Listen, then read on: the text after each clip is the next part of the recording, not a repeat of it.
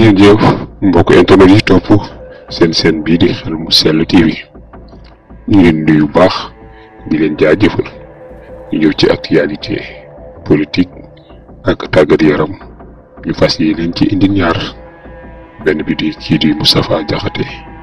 ak émission ba mu doon def démb ci 7TV dal gi mu dal ca kaw Pastef ak ci askanu Sénégal bi leen voté rawatina dal ci kaw kii di PM di Ousmane Sonko bi ci topp muy sport ci wàllu tàggat yaram Pape Thiaw diggante bi mu def ci équipe nationale ak la ci aju ñu njëkkee ko ci kii di Moustapha Diakhaté ginnaaw bi mu jàkkaarloog journaliste bi di Mamadou Awa Ndiaye ci émission plateau biñ doon def entretien ca 7TV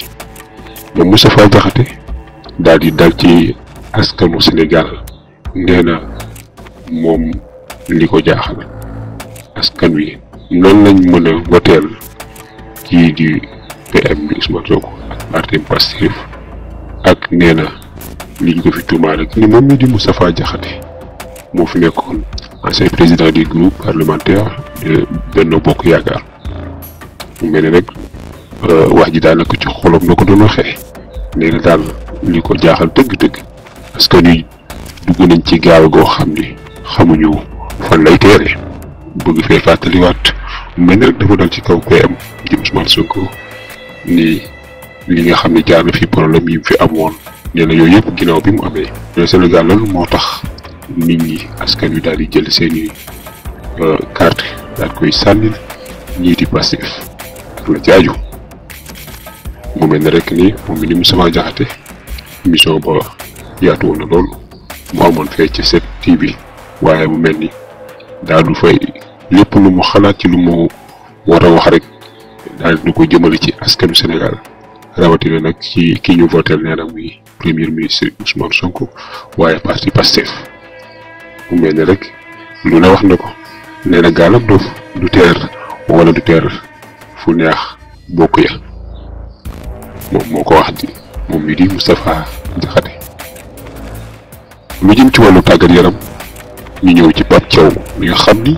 ku ne xam na ni naaw bi waa fédération sénégalaise de football waxee ni ministre bi daal ca kaw wax nañ ni kii di Aliou Cissé renouvelé wuñ contrat am moom mii di Pape Thiaw toppoon ca moom la ñu dénkoon équipe bi moom mii di Pape Thiaw nag mu nekkoon ancien coach NGB defoon fii ay jaloore ci parcours mu mel ni rek mu joué 4 matchs ginnaaw bi Aliou Cissé demee am ci 4 victoire amu ci benn bii bu mu encaissé ci dugal na ci juróom-ñetti bi mu mel ni rek démb bi match ba jeexee ci contre Brody bi ko journaliste Canal Plus laaje di ko lan mooy sa ëllëg ci wàllu équipe nationale mu ni dañ ko dénkoon rek ci wàllu li desoon ci qualification Coupe d'Afrique bi mission matal na ko la ca des nag mi déglu ñi nga xam ne ñooy kilifa yi jiite nga ko wàllu footballu Sénégal mu laaj ko ni ko ndax journaliste bi laaj ko ndax jiite équipe bu mel ni Sénégal loo ca xam doole mu ni ku nekk bëgg na jiite équipe bu mel ni équipe nationale bu Sénégal ndax jour mondial la am kon day neex a jiite mu mel ni mi ngi noonu mu nekk loo xam ne di ngeen ko topp ba xam fan la wàllu di mujjee ki gëtam mu mel ni mi ngi noonu mbokk yi bu leen di fàtte di abonné ak partager parce que la notification bi ndax vidéo buñ def ngir mën caa jot ñu ngi leen di jaajëfal bu baax a baax a baax.